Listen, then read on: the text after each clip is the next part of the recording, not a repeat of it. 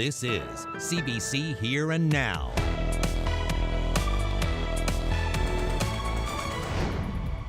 A devastating anniversary. Quinn Butt's mother speaks 1 year after her daughter's death. I can't stay sad. No matter how much it hurts and how hard it is, I have to pick up and I have to move on and live my life for her. The hunger strike is over, but the fisheries protest continues, this time at the FFAW office. You have no right to go into the building. Well, it's our building. It's our building. It's the members' building, so you try to explain that. While some communities are downsizing or resettling, this one is looking to upgrade to become a town. Well, here in the weather department, after an icy weekend, finally some spring-like weather over the next couple of days. We'll talk about the interesting setup in the long range coming up. Well, fisherman Richard Gillett ended his hunger strike this weekend. The vice president of Fish NL went 11 days without food. But the fight between fish harvesters who represent them and DFO is not over. This morning, protesters shifted to the union office in St. John's. And that's where Here and Now's Ariana Kelland is right now. So Ariana, what's the scene there? Well, the door is still attached at the FFAW building, but if some people had their way about 7 hours ago, it would be gone. These fishermen say their union isn't relaying their concerns of quota cuts, mismanagement, and more to Ottawa. Today, they wanted a face-to-face meeting with officials. When they didn't get it, they did this. They planned to haul the door off the building and wait in the lobby, but cooler heads prevailed. Well, I don't want to beat nothing up, but I'm still going back to Fogo and whatever they want to do. Like John Bowen said, have at her. The RNC were on standby. They alerted the FFAW to threats of violence the night before, so the union closed its doors before the protesters ever arrived. The public order unit waited down the road while officers acted as go-betweens with the FFAW and angry fish harvesters. Why are we locked in our own building? Here's our president of the union. Haven't got guts enough to come meet us. Hours before, they were here, listening to an impassioned speech from Richard Gillett, who stopped his hunger strike Sunday after 11 days. As long as there's breath in my body, this fishery will never get back to a point of where it's to right now, where people is wondering how to feed their children and going to lose their houses. Not on my watch. DFO employees stayed home. These protesters are part of Fish NL, a breakaway group headed by former MP Ryan Cleary. They are still members of the FFAW but have long-standing issues with the union. After hours of waiting for a meeting with FFAW officials, including the media, they got the final word. So I spoke to Keith Sullivan. So what they proposed, they're not willing to meet today. They're willing to meet with your representatives that you described, the 12 people from 6 different zones on Wednesday when they've got a chance. But the protesters said no media, no meeting. Me, I'm leaving. I'm going. Just like that, they left as quickly as they showed up. Now, the FFAW did release a lengthy statement this afternoon coming out swinging at Ryan Cleary and Fish NL. It said today's protest shows at what lengths the group will go to raise its profile and get attention. The union says it will meet with fish harvesters but will not meet with Fish NL, and the media is not welcome at Wednesday's meeting if it goes ahead. Now, Richard Gillett has a meeting of his own scheduled with Federal Fisheries Minister Dominic LeBlanc, but no date has been set. Reporting live for Here and Now, I'm Ariana Kelland in St. John's. The debate over how Memorial University should deal with a shrinking pot of money from the provincial government has divided academic leaders and students. That was very clear during a special session of the university's Senate today that looked at raising tuition. Here and Now's Terry Roberts reports. A lecture hall here at the Education Building was practically full this morning, proving how much interest there is in the financial crunch faced by the university, and some of the options being touted are causing some intense debate. Here's a breakdown on some of them.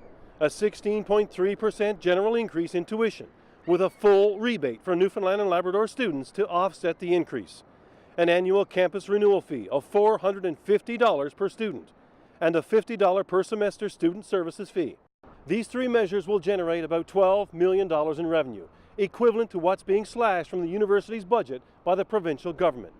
The president of MUN says these are just some examples of what might happen. But for students who say they'd be bearing the brunt of these cuts, Gary Kaczynowski says that's simply not the case. Up to date, we've had significant budget cuts already, and as we've indicated already, we have protected the academic aspects of the academy up to this point and have been taking all of the budget cuts previously within the administrative areas. MUN is one of the least expensive universities in Canada, and this has led to a sharp increase in the number of foreign students. One professor here today said non-Newfoundlanders typically make up half of the people in his classrooms. But Memorial's student union says that will decline sharply if the tuition gap between MUN and other universities is narrowed too much. When we look at the bigger picture, when you compare just a very slight difference in tuition, but bigger costs when it comes to relocating, traveling to the province, we see, of course, other taxes locally, price of living is going up, food is more expensive, then it becomes comparatively not that much of a competitive advantage price-wise. Now this debate is far from over. MUN will host a town hall meeting here on campus this Thursday, and a formal presentation will be made to the Board of Regents for its approval on May 11th. Terry Roberts, CBC News, St. John's. 4 people are facing charges after a shooting Friday evening. A 32-year-old was hospitalized after being shot in the leg outside this house in Avondale near Holyrood. The 4 were later taken into custody, but not before a car chase on the TCH. It ended when police laid down a spike belt and blew the tires on the suspect vehicle. One of the 4 is facing 11 charges. He's 19 years old. The others charged include another man, a woman, and a person under the age of 18. 1 year ago today, it was a story that rocked the province. 5-year-old Quinn Butt was found dead in the family home in Carbonear, which had been set on fire. Her father, Trent Butt, has pleaded not guilty to charges of murder and arson.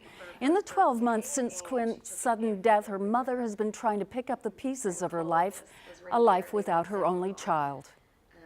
Remember, you know, all the fun we had and the memories that we shared, and even though it's sad and it makes me angry, I hope and pray and know that she's watching me, and I can't stay in that place. I can't stay sad. No matter how much it hurts and how hard it is, I have to pick up and I have to move on and live my life for her. Coming up in 20 minutes, my interview with Quinn Butt's mother, who is full of memories of her little girl on this, the first anniversary of her death. Well, there could be a new town near Clarenville soon. Residents in the local service district of Georgesbrook Milton will vote on that next month. Here Now's Chris Ensing has been following this story, and he joins us live. So Chris, it's not often you hear about people wanting to create a new town. Wouldn't it be easier just to join Clarenville? It's a great question, and one that the town looked at as part of a feasibility study. It looked at a number of options. That consulting group that completed the study did not recommend joining Clarenville. It did not recommend these people living here continue as a local service district. It recommended that the nearly 800 people living in this area become a town. Why? Well, it all comes down to cash. A local service district doesn't get any from the provincial or federal government on a yearly basis, whereas towns get an operating grant and other additional funds. But as one long-term resident talked to me about, more problems could be coming with more money. If we were going to become a town, then we'll live with whatever comes. Manuel Ellis is pretty cautious about all of this. As an LSD, property owners pay a yearly tax and the local government provides some basic services but have no control over development. Towns get operating grants from the province, access to federal and provincial gas tax money, and the ability to set bylaws. A feasibility study recommends becoming a town, saying that remaining in LSD was not recommended. It will go to a vote next month, but Ellis warns with all the money that comes in, there'll be more responsibilities. Now they're saying that we're going to get so much money in the gas tax. We're going to get so much money in utility tax. But with that money that's coming, we're going to need, if we become a town, we're going to need to have a town clerk. We're going to need a town hall. Now, with all of that money coming in, I was able to speak with the local chair of this local service district, and he told me that they've been looking at this for a number of years now and can't find anything that isn't a benefit if they were to become a town. Yes, more money comes in, but they don't have to introduce a tax or a poll tax that comes with becoming a town. He had mentioned that he believes that there is a majority who are going to vote yes when this goes to vote on May 23rd. And with more than 150 local service districts in the province, it's safe to say there's going to be a lot of eyes in this area when this goes to a vote. Reporting live from Georges Brook Milton, I'm Chris Hensing for Here and Now. 2 restaurants in Labrador City are no longer open. They shut down last week and employees got little warning they were being thrown out of work. Here Now's Jacob Barker has that story.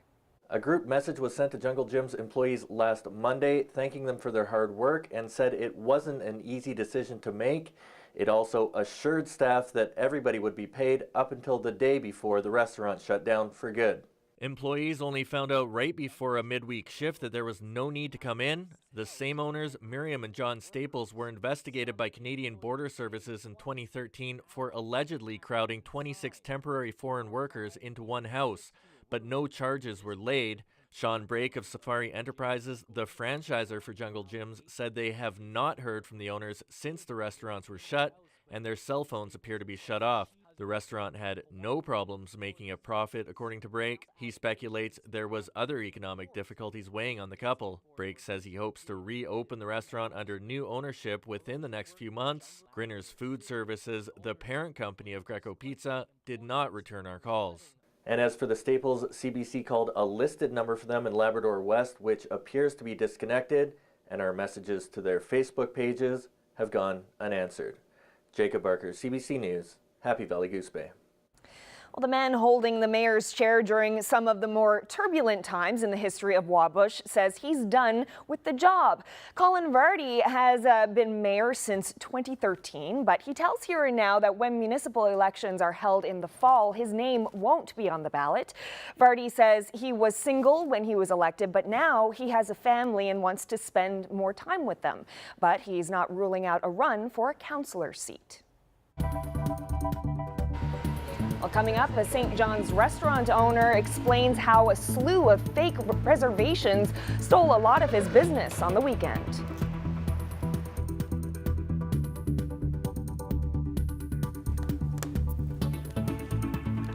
It's turning out to be a pretty nice evening in the local service district of Georges Brook Milton, which is just minutes from Clarenville. And speaking of weather, Ryan has all the latest information after the break.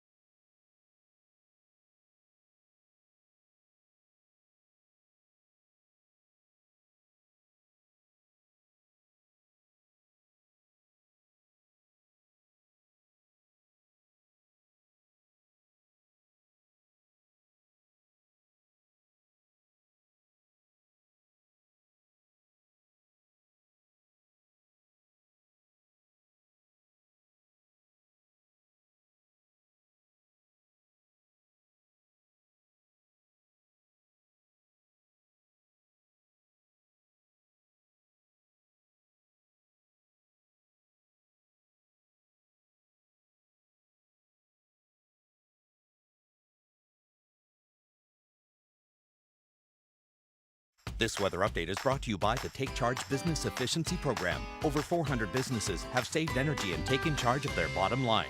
Find out how you can too.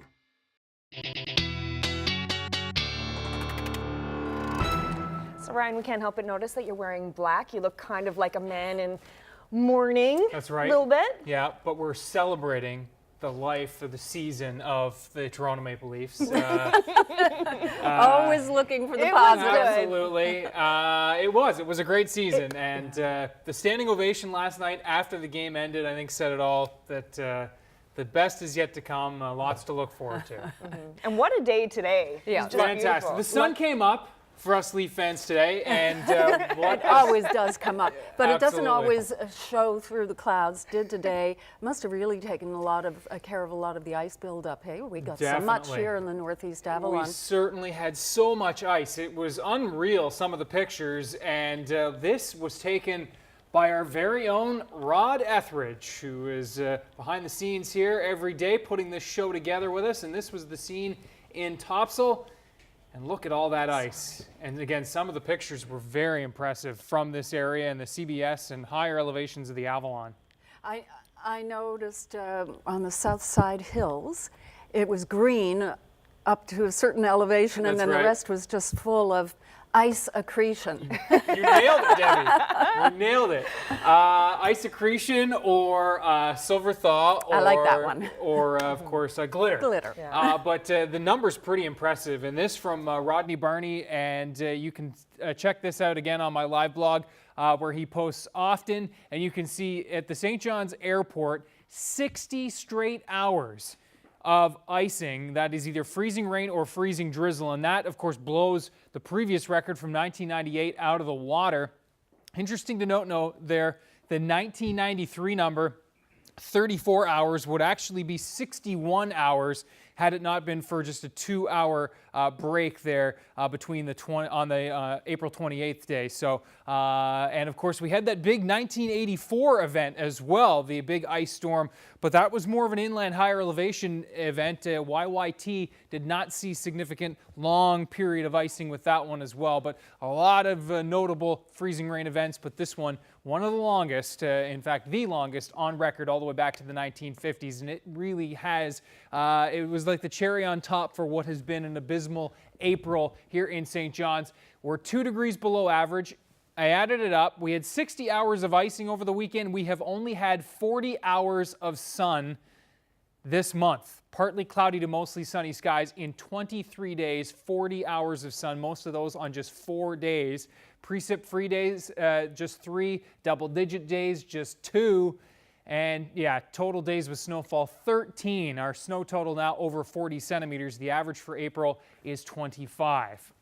Bragging rights for all your friends across the country who are most of Canada moaning about this April, but I think after our back-to-back blizzards in Central and what has been a terrible last couple of weeks in St. John's, we've got bragging rights for worst April, I think, across the country. Now, as we take a look at current temperatures, yeah, the cold air spilling back into Labrador right now, -4 Happy Valley Goose Bay, -10 in Labrador City. We did get to double digits in St. John's today. Not officially at the airport, 9.9, but very, very close, and double digits in many backyards, which took care of the snow. Note the wind direction change. Westerly in Labrador, and winds starting to shift to westerly across the island tonight as this cold front moves through. We're going to be seeing a few flurries with that, but overall very quiet and a bit of an area of high pressure coming in behind, which will help to clear things out. So note those flurry chances tonight anywhere from Corner Brook down into the central parts of Newfoundland. That will linger into tomorrow morning, but it's generally very quiet. Overnight lows tonight are your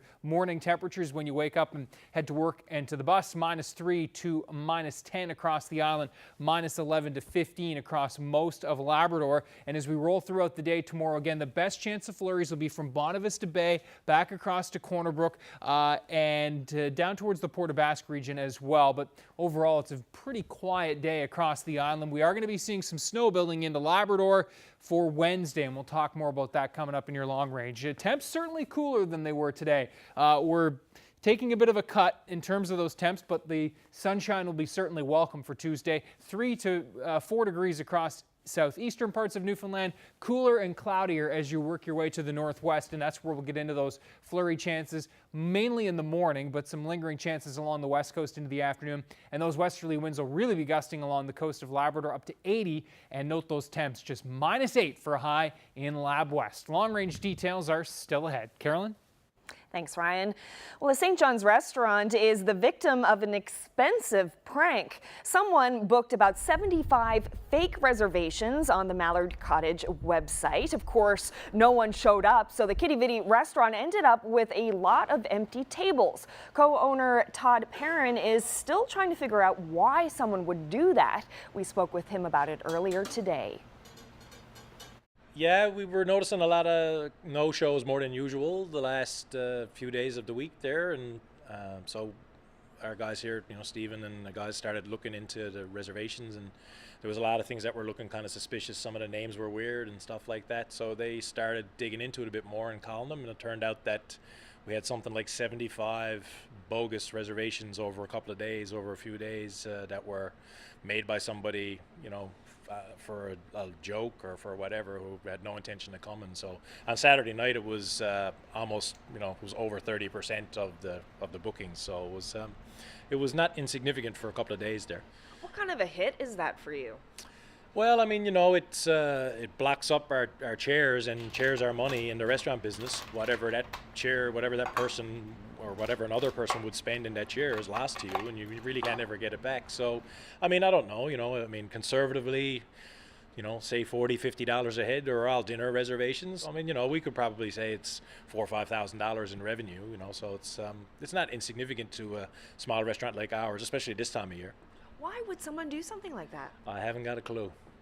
I really don't. We're working with our provider. We work with Yelp out of the States, out of San Francisco there. So they have a system, obviously it's, a computer that's beyond my knowledge, but they have a way to determine where it comes from. Now, whether or not they'll share that information with us, I'm not certain, with privacy and all that stuff, but I mean, they can pinpoint where it comes from. So I don't know if we'll ever find that out, but certainly they can find out.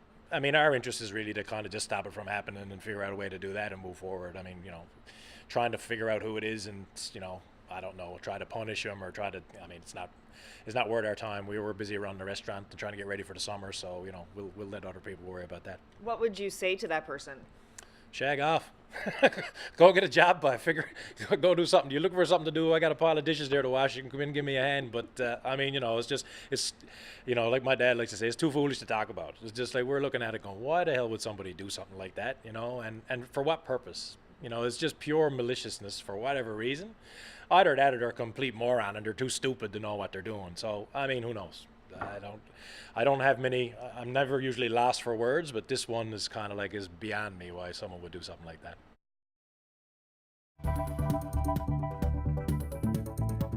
Today is a bittersweet day for the mother of Quinn Butt. After the break, Andrea Goss shares how she's doing on the 1-year anniversary of her daughter's death.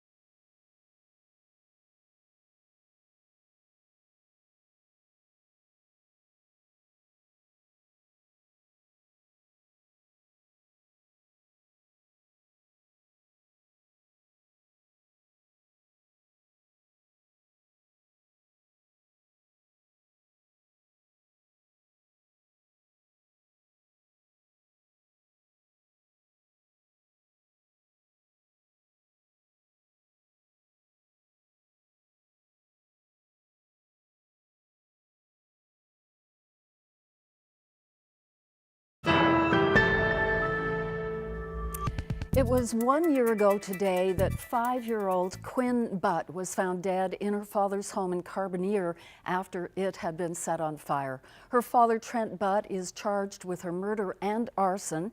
He has pleaded not guilty, and his trial is set for next March. Today, Quinn's mother, Andrea Goss, is experiencing yet another reminder of the loss of her daughter. There was Christmas without her little girl, then Quinn's birthday in February, and today the 1-year anniversary of Quinn's death. She was just a really happy, fun child. So many memories, so many more that could have been made. Still, Andrea keeps going, and Quinn is never far. Her ashes in a locket her mother absently touches, and a tattoo. I spoke with Andrea earlier today, but there were some things we couldn't talk about because of the upcoming trial. How are you doing, Andrea? This month has been a very hard month. I guess leading up to today, my birthday was last week and Easter Sunday was the next day, and today it's really hard without her, but this month has been particularly hard for me.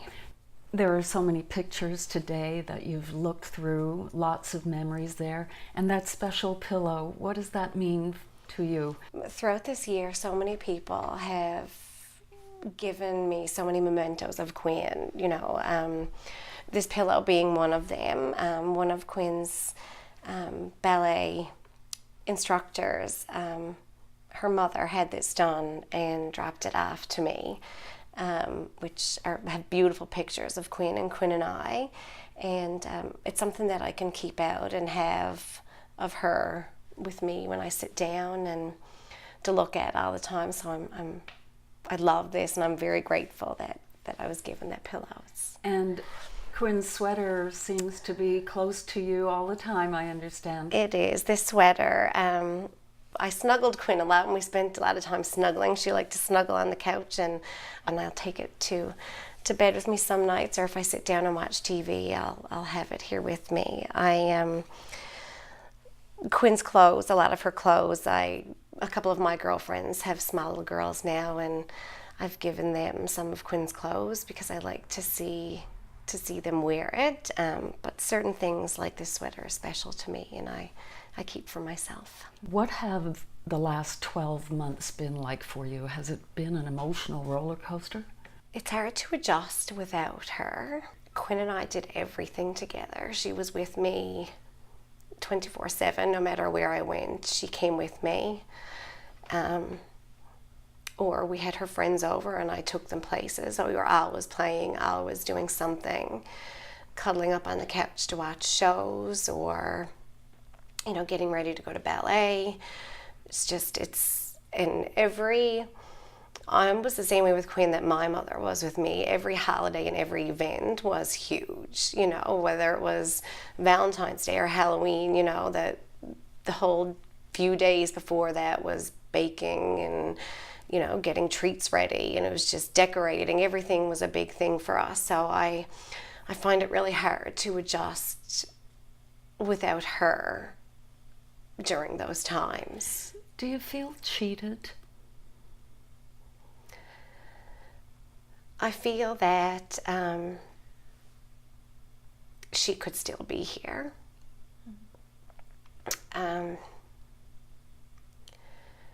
I know that I did as much as I could, but I'm angry a lot at the fact that she's not here. And yes, I guess I do feel cheated in a way. I feel that that she should still be here, and it was something that was preventable in my eyes. When you have your darkest moments, what gets you through that?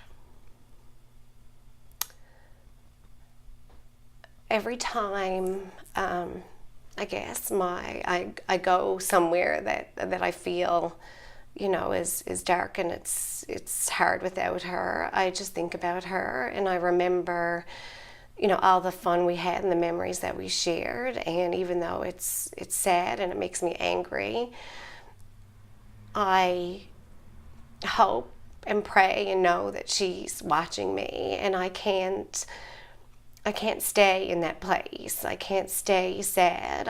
No matter how much it hurts and how hard it is, I have to pick up and I have to move on and live my life for her. You have been involved through friends in raising money in Quinn's memory. Just briefly remind us what has been accomplished. Oh my goodness. The playground, which was a huge accomplishment. Adam started that fundraiser for Quinn's Place. So we've had the playground. Not only that, we did the auction, which led to the playground, and there's a bursary now in Quinn's name that will be given each year to children in the province, I guess, who apply by doing some good in their community, you know, in Quinn's honor, which is nice. There's going to be a new playground in Carbonear, similar to the one in Paradise. The last week was the opening of the 3 rooms at the Iris Kirby House, which was so emotional, and it's so amazing to go in there and see the rooms and the toys and, you know, what they have done to make other mothers and children comfortable away from home. It's just, it's so sad and it's so hard, but then you look at the playground and you look at the rooms at the Iris Kirby House and you think that my child did this and this is here because of her. What does it mean for you to have her memory live on that way? It's really special because I guess she's still there. A part of her will always be at that playground. Her name is on that playground. Her name is at the rooms at the Iris Kirby House, and it's just, she did that. So other children will feel comfortable and have nice things to play with and have a place to go because of her. You were hoping for so much more for you and Quinn when you did leave your husband. Just didn't work out. We moved into Paradise, and the last year that we moved in there, we really got our life back and things were normal, and Quinn had so many friends in Paradise and we did so much. And it was finally becoming home for us. And everything was getting back to normal, and Quinn was happy and I was happy, and it was supposed to be a fresh start for us. Andrea, what will you do on this anniversary? What will you do later today? Friends and family are a huge, huge part of this. They have been with me since the very beginning. So today we will we'll go to the playground and we'll have balloons there and bubbles, and the kids will. I really enjoy my nephews and my friends' children.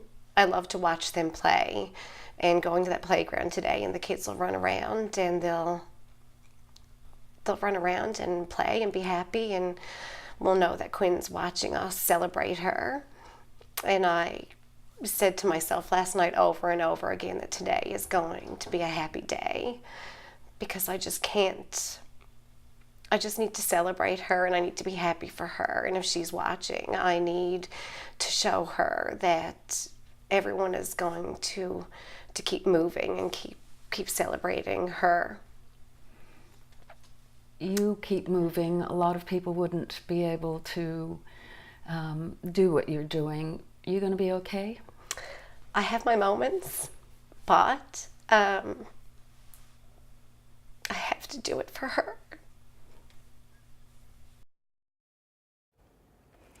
Well, it was good, and it was difficult to sit down with Andrea today, but she's very strong, and she's getting a lot of support, as she said, so I think she's just going to move ahead with her life. Yeah, strong and very composed, and I'm sure a lot of people are wishing her well. Absolutely.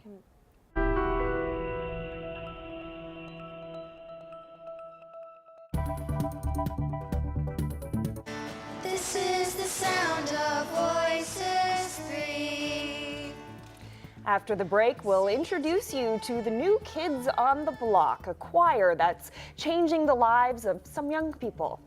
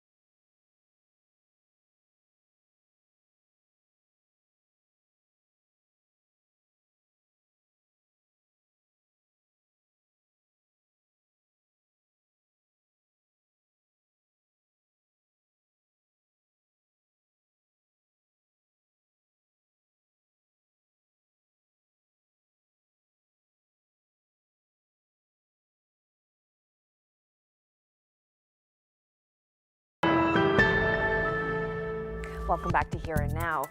Well, there's a new choir in St. John's that's starting to make a big difference in the lives of some young people. The vocal group is called Lauda, which in the world of spiritual music translates into one voice. The choir is made up of children who have learning difficulties, including autism and Down syndrome. These children have never had the opportunity to sing in a choir before. Here and Now's Angela Antle has their story.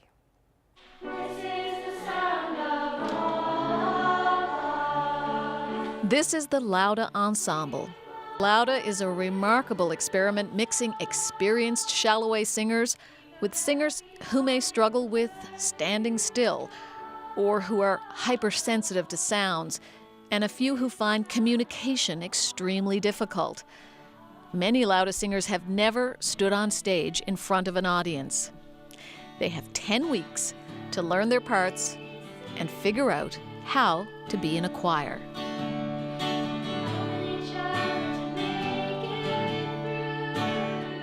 Over the last 4 or 5 years, there have been kids that have been coming to audition for Shalloway who were phenomenal musicians, but it was obvious that they probably would have a really difficult time in what we would call a normal choir setting, which is 2 or 3 hours with, not too many breaks, having to stand up perfectly straight. And Shalloway is it's about the kids, it's about the community, and there's no reason why we shouldn't be looking to do something so that all kids can be included in that Shalloway experience.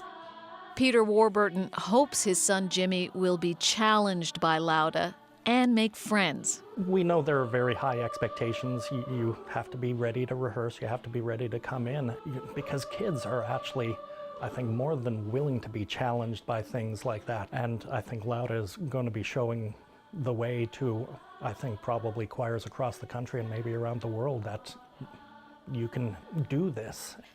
Charlotte Doyle wants to be a pop star. She's grown up watching her big sister with Shalloway. Charlotte's mom, Lisa, is thrilled that Lauda gives Charlotte a chance to share that stage. and twice as excited when I figured out how they were going to do it, because I knew Sophie could go with her. This has the opportunity to change her life, and she is really, really proud of herself. She's in her element, you know. Jimmy's mother, Jen Adams, says it's not just the kids. Everyone involved in Lauda is on a steep learning curve. The directors, the music therapists, and the parents. I realized that every word that we had a judgment attached to it. And so our hope was that with the existing Shalloway choristers and with some of the neuroatypical kids, that together they would learn from each other. Amanda Davis is a grade 10 student. She's one of the Shalloway kids who volunteered to help with Lauda. In 10 weeks, I learned patience and understanding. You know, you feel like you're a family, and it's amazing, honestly, it really is. Tonight is Lauda's big debut. After only 10 rehearsals, there are 1,000 people waiting in the audience.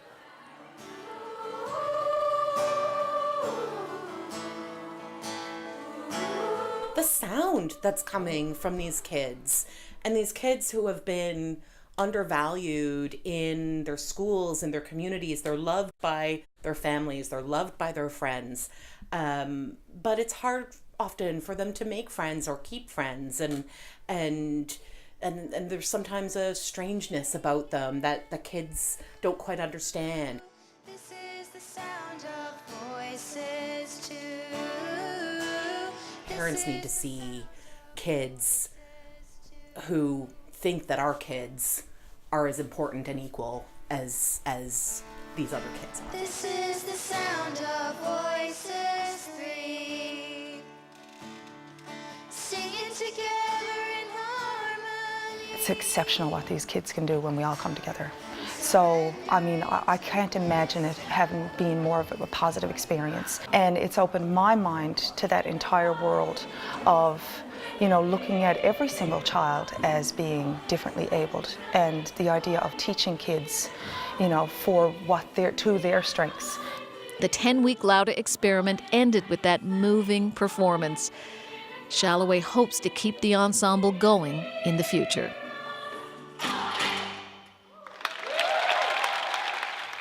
For CBC, I'm Angela Antle in St. John's. I feel like clapping too. Yeah, nice. So talented Yeah. too. My goodness. Kudos to Kelly Walsh, because if anybody can get something done, it's that woman. Good stuff.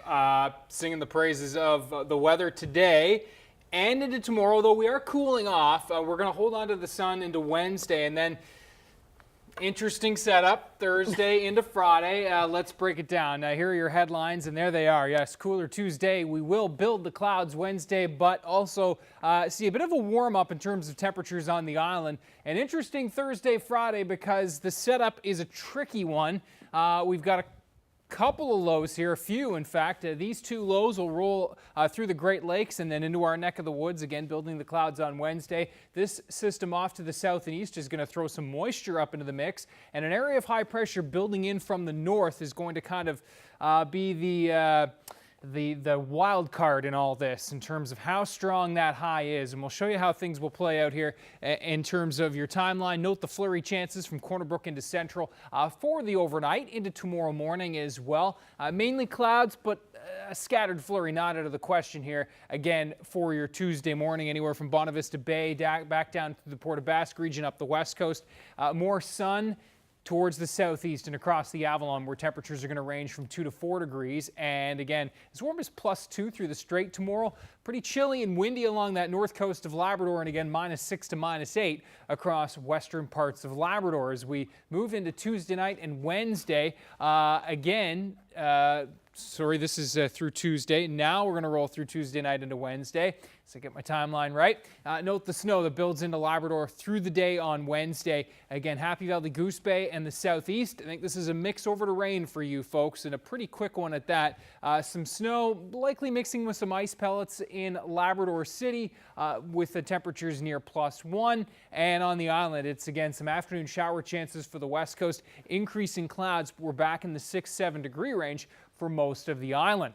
This is where things get interesting. That area of high pressure to the north will be building in, and that will actually push this front back to the south. And so Happy Valley Goose Bay will actually see mostly cloudy skies on Thursday with that snow pushing its way southward. Labrador City still a mix of some snow and ice pellets. On the island, the current setup, based on what we're seeing right now, is that the rain will go back to some freezing rain as this front pushes southward and winds shift to north. Corner Brook and Central first, and then it appears even St. John's will see the possibility of some rain changing to freezing rain for Thursday night in through Friday before an eventual temperature rise again. Thursday afternoon, though, into the midday, as warm as 7 to 10 degrees across the island before that front sags southward.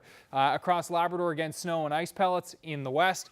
We will see the chance of some flurries in Happy Valley Goose Bay, but mainly that snow over the northern peninsula and the southeast. So that's a tricky setup that I'm going to be keeping an eye on over the next couple of days. Freezing rain into Friday morning, but that, again, warm push looks set with double digits back on the menu for Saturday. And then into Sunday and Monday, by the way, is the 1st of May. So we are at least making some progress in terms of the calendar as we take a look at the Labrador setup. Again, tricky Wednesday into Thursday with some clearing for the weekend. Well, let us meet our young athlete of the day. Here is 6-year-old Zachary Fahy from Goulds, who participates in martial arts. Zachary has a yellow belt to show for all of his hard work and dedication. Congrats, Zachary. You are today's young athlete of the day. Skater Caitlin Osman was back home this weekend, chatting with young fans and posing for photos. We'll hear what she had to say after the break. Last trap run I'm going to use for the year, and anyway, we'll win. And I tailed up a few days ago, see if we get anything. Life on the line. The CBC's Jacob Barker tags along on a Labrador trap line. That's coming up on Wednesday on Here and Now.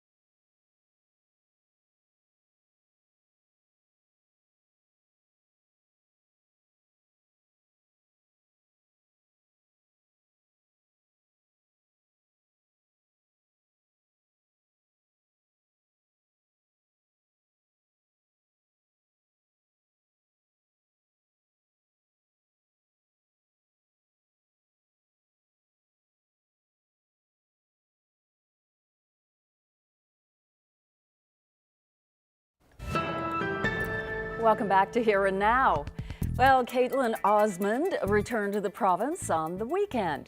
It is the first time the Marystown native has been on home soil since she won the silver medal at the World Championships in Finland last month. Osmond was in St. John's to meet fans at an Inspire NL event that helped raise money for the Janeway. Next up for Osmond, the Stars on Ice tour, which kicks off in Halifax this Friday. Then she'll prepare for next February's Olympics in South Korea, somewhere she recently skated. Actual skating experience was not the greatest. It was not my best competition this year, but the event itself, the venues, the atmosphere, it was absolutely incredible, and to be able to have the opportunity to train and compete there a year before the Olympics, hopefully that's a big advantage for me. Well, the St. John's Ice Caps split their first couple of games in this weekend's AHL playoffs. The Ice Caps won the home opener against the Syracuse Crunch Friday night 2-1. Saturday night's game was a much tougher battle. It went to double overtime before the Crunch scored to win 4-3, with the best of 5 series tied at 1. The teams are heading to Syracuse, New York to finish out the round. Game 3 gets underway Wednesday night. In national news tonight, an Edmonton couple was in court today facing charges in the death of a 17-month-old toddler. A memorial is growing at the site where his body was found Friday outside a church. The boy's aunt confirmed the child is her nephew, Anthony Joseph Rain. An autopsy was conducted today. The suspects, the 17-month-old's father and his girlfriend, are in their mid-20s. They face a number of charges, including second-degree murder. It's been almost a year since a wildfire devastated Fort McMurray. 88,000 people were forced to flee the city, and tonight the Canadian Red Cross is telling us that it has spent about 75% of the money raised to help. More than $300 million was collected through donations and by government matching. The Red Cross says it has spent $244 million by providing assistance to residents, businesses, and community groups. The majority of that was given to 65,000 families who didn't have insurance or not enough coverage. Funds have also been set aside to help community organizations and small businesses. I feel good because I'm doing it for someone I really love.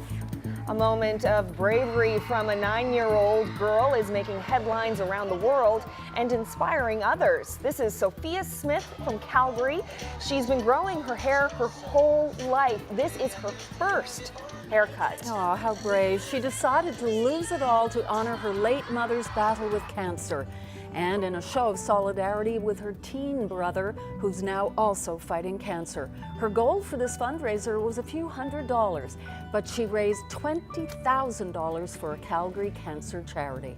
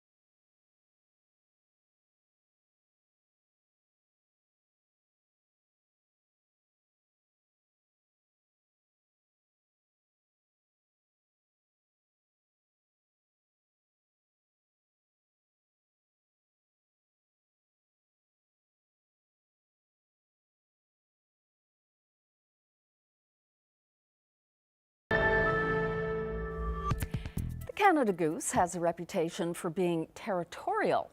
Here is proof.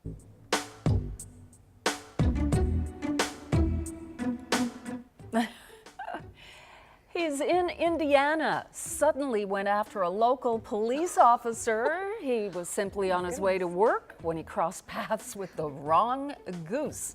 Or should we say feisty fowl? Obviously, there's a new boss patrolling the block.